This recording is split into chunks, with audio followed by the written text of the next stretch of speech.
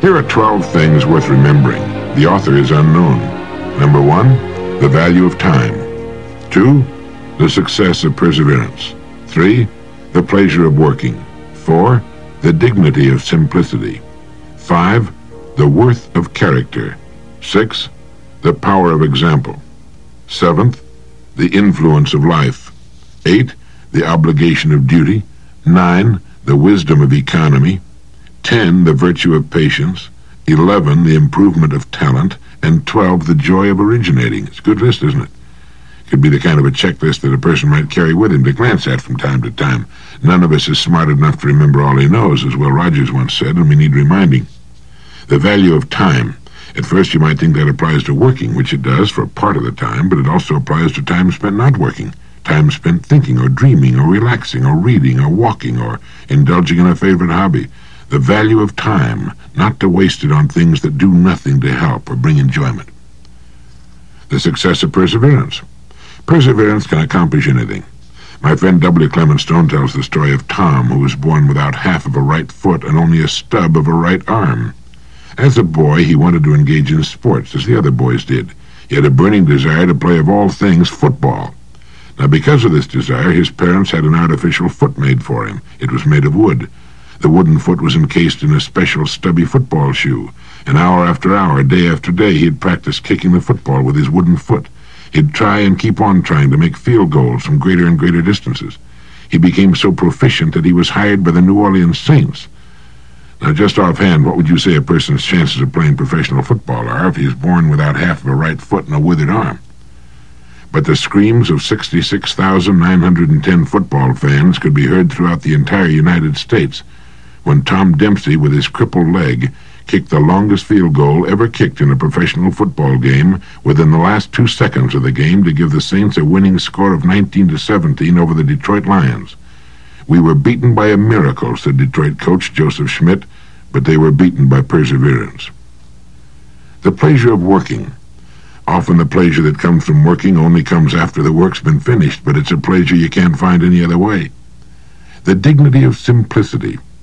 If only more people could learn to keep things simple, straightforward, honest. It's best in everything, from architecture to living. The worth of character goes without saying. It's the one thing each of us can build for himself that gives value to his life and himself. The power of example. The example set by parents will have a much greater influence on the life of a child than all the schooling in the world. The secret is don't tell him, show him. The obligation of duty gives meaning to our lives. The wisdom of economy. This ties in with the dignity of simplicity. The virtue of patience. Half the problems of the world could be prevented by patience. Give it a little time and it'll usually come out fine.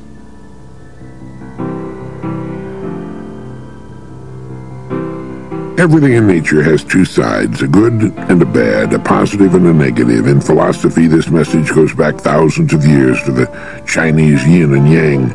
The yang's the good, the sunny side of the hill. The yin is the dark side. There's a dualism in everything in the universe. The rain that waters and fertilizes the crops also brings floods. The fire that warms our homes and cooks our meals causes widespread havoc when it's out of control. Love and hate. And have you ever thought about the good and the bad sides of memory? Each of us really has a very short memory. Sure, the subconscious remembers everything, but our conscious minds forget. We forget the bad, and that's good. We forget our failures, our mistakes, our foolishness, the pain we've caused, the opportunities we've missed, the love we've failed to give when it was needed. These things pass from our conscious memory as though from a filter to which they cling for a while and then are cleansed away by time. But we also forget, to our pain, the good, and that's bad. We forget the principles, the systems which, if we'll but live by them daily, will result in our achieving the things we want to achieve.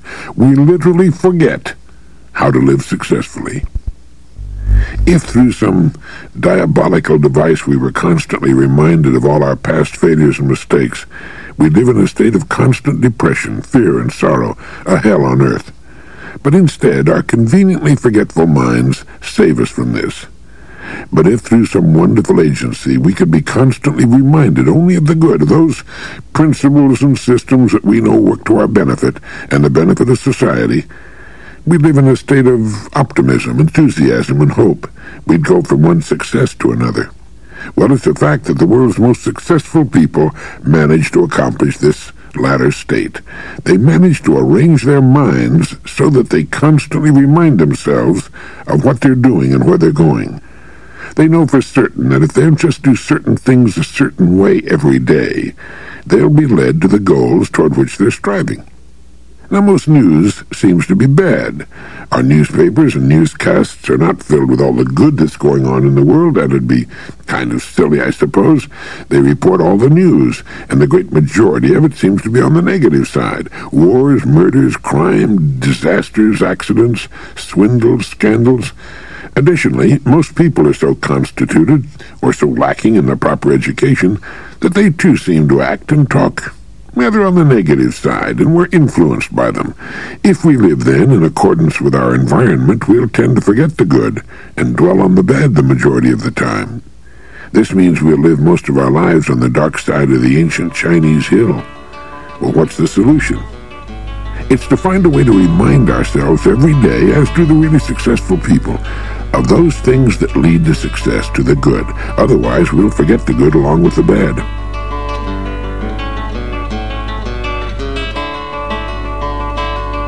To a child, waiting 5 minutes for the motion picture to begin or counting the minutes until the family arrives at grandmother's house can seem like an eternity. To talk to children in terms of months, to say nothing of years, is to boggle their impatient little minds.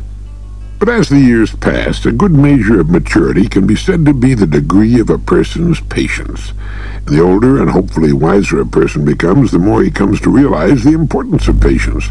He learns that it's little short of amazing when it comes to the size and number of problems that can be solved by the passage of time. It's as though everyone is riding on the outer edge of a great wheel that turns very slowly, but that will, in time, bring everyone to his turn, to great good fortune if he's doing things right. Addison said, "Our real blessings often appear to us in the shape of pains, losses, and disappointments, but let us have patience, and we shall soon see them in their proper figures." Often crimes of violence can be traced to nothing more than a lack of patience, and the number of broken marriages that could be heaped upon this same cause must number in the many millions. And how many times do parents later wish they had not acted or spoken so quickly at something their child has done? Every time a person admits to himself, usually much later, that he's made a fool of himself, he can trace it to a lack of patience. If he'd only waited a while, everything would have been all right. It's been said that everything comes if a person will only wait, and it was Benjamin Franklin who said, "He that can have patience can have what he will." And Horace Bushnell wrote, "It's not necessary for all men to be great in action. The greatest and most sublime power is often simple patience."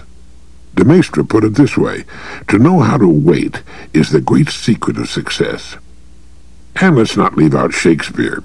He said, "How poor are they who have not patience? What wound did ever heal but by degrees?" But patience is not passive and should never be confused with idleness and a phlegmatic insensibility. On the contrary, it's active, it's concentrated strength, and it's perseverance. It's knowing that to persevere is to prevail. Aristotle wrote that patience is so like fortitude that she seemed either her sister or her daughter, and Rousseau said patience is bitter, but its fruit is sweet. A great life, a great home and family, a great career, a great business, a great accomplishment of any kind, all these come with patience. Patience with others, with the world, and with ourselves. It's said that every day begins a new year for each of us. If you're in the mood for a little self-improvement, for turning over a new leaf, write the word patience someplace where you'll see it every day for the next, say 50 or 60 years. You'll be amazed what this one word can do for your life. There's as much difference between genuine patience and sullen endurance as there is between the smile of love and the malicious gnash of teeth. If your turn has not yet come, keep at it and be patient.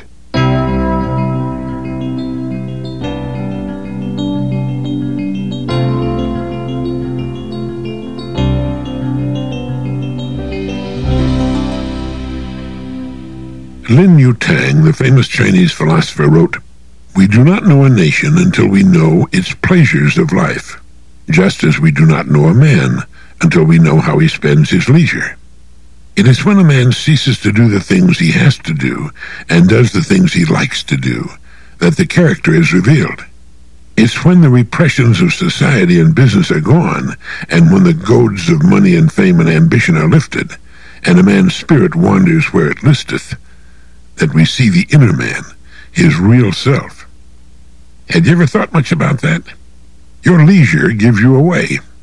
I used to know a man who was head of a very large commercial empire. Beginning with nothing but ambition, he became a multimillionaire and finally retired as head of his far-flung company. He bought a large and magnificent yacht with which to cruise the world. And do you know what he did with his free time? He read salacious paperbacks and got falling down drunk and had to be carried unconscious to bed every night. He's dead now. His leisure gave him away. There was nothing there, just nothing at all. He was a one-idea man. Once he was away from that idea, he was a lost child in the wilderness. He didn't enjoy his yacht or his time. Travel meant nothing to him. He was a pitiful, unhappy cipher. His millions, which could have given him access to the whole world, were worthless to him. The thing that's always bothered me is how a human being can live for 30 or 40 or 50 years and find no interest, no charm and excitement in the world. Talk about wearing blinders. I guess it has to do with the way a person looks at life. If it's nothing more to him than getting through one day after another as best he can, that's one thing. But if he's searching for meaning, well, that's something else. It doesn't mean that he'll find it, but the search, the journey itself, can be filled with interest and excitement.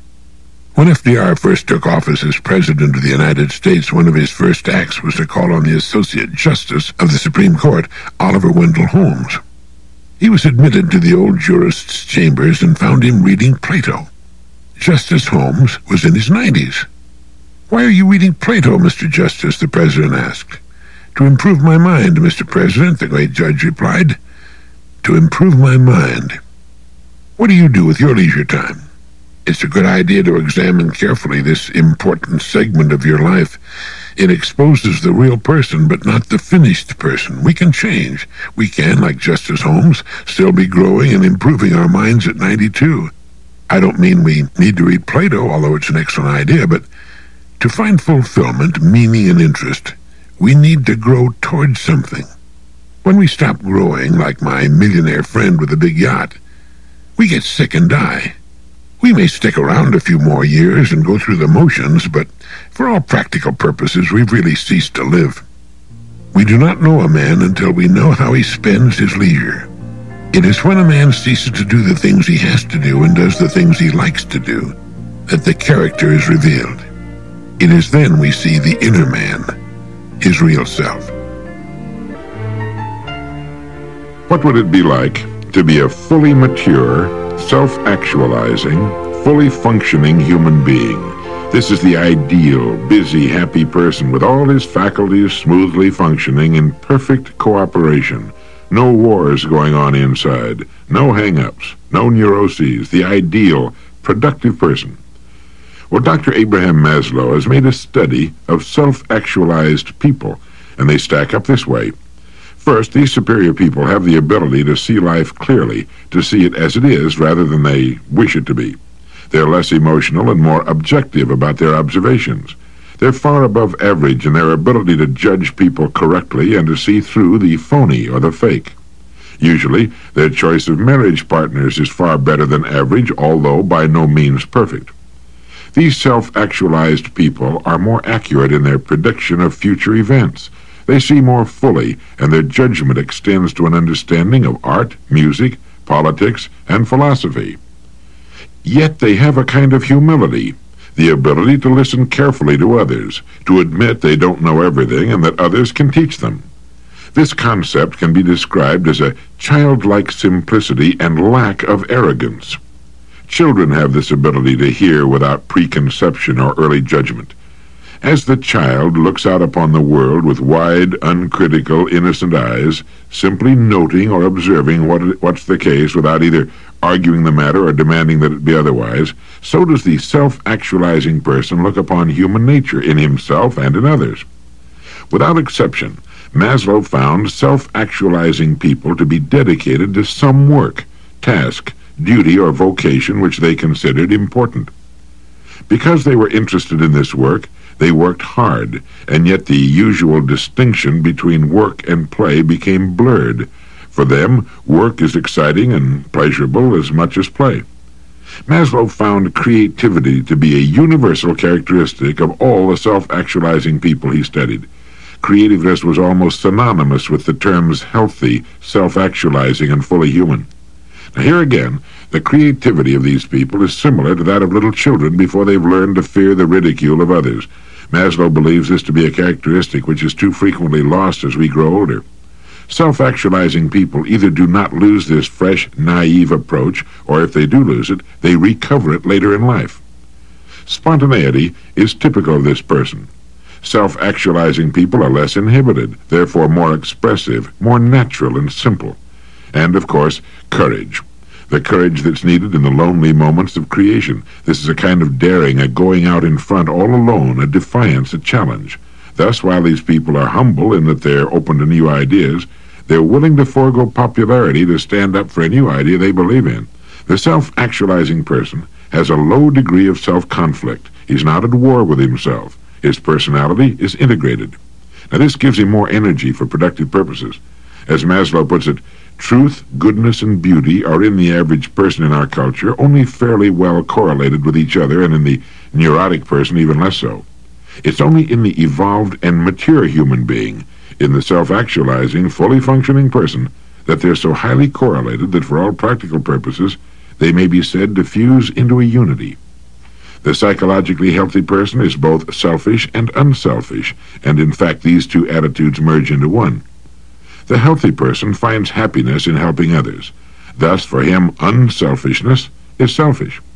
They get selfish pleasures from the pleasures of other people, which is a way of saying unselfish. Or saying it another way, the healthy person is selfish in a healthy way, a way which is beneficial to him and to society also. Research indicates that the healthy person is most integrated when facing a great creative challenge, some worthwhile goal, or a time of serious threat or emergency. The mature person has a healthy respect for himself, a respect based upon knowledge that he's competent and adequate, and while not dependent upon it, frequently receives deserved respect from others. Such a person does not need or even value unwarranted fame or notoriety. He's in control of himself and his destiny. He is not afraid of himself. He's not ashamed of himself or discouraged by his mistakes at all. He makes mistakes, but takes them in stride. The psychologically healthy person is highly independent, yet enjoys other people. He is free. He resists the dictates that culture makes when it does not agree with his point of view. The average person is motivated by deficiencies. That is, he seeks to fulfill his basic needs for safety, belongingness, love, respect, and self-esteem. The healthy person is motivated by a desire for self-actualization or growth.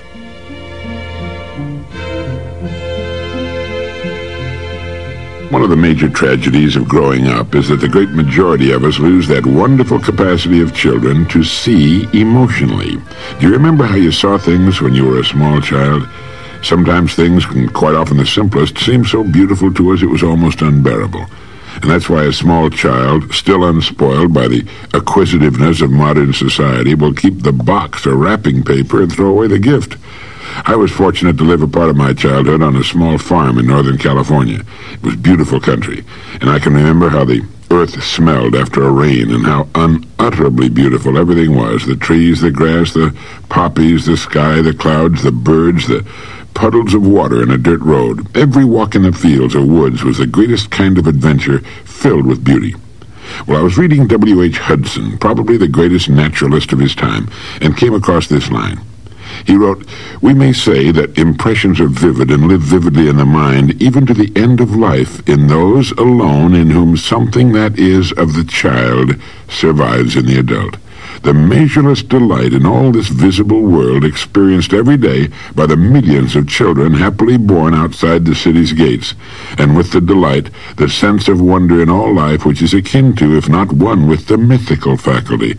and if experienced in a high degree, is a sense of the supernatural in all natural things.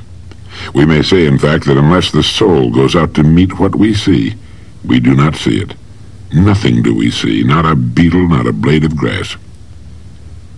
We may say, in fact, that unless the soul goes out to meet what we see, we do not see it. Nothing do we see, not a beetle, not a blade of grass. That's why two people can look at the same sight, and while one is transformed and struck dumb by the awesome beauty of it, the other person will turn and walk away. And the fact is, the other person didn't see it. He looked, but he didn't see. I remember coming back from Europe by ship one time, and one morning I came on deck to see the most beautiful and magnificent island I had ever seen. It was San Miguel in the eastern Azores. I stood at the rail, transfixed by its sudden beauty for several minutes, then rushed below to bring my wife and son to see it. Well, they thought it was beautiful too, but I could tell that they hadn't been affected by it as I had. In the case of something else, things very likely could be reversed. But when we see, as Hudson says, somehow with the soul, unless the soul goes out to meet what we see, we do not see it. What makes an artist great, a writer, painter, musician, is that in his work he's able, through some transcendent magic, to make things so real to us we're able to see them in that way, with our souls going out to them. It's very difficult to express, but anyone who's been a child can usually remember the wonderful way things appeared. Now the trick and the idea is to keep that faculty alive.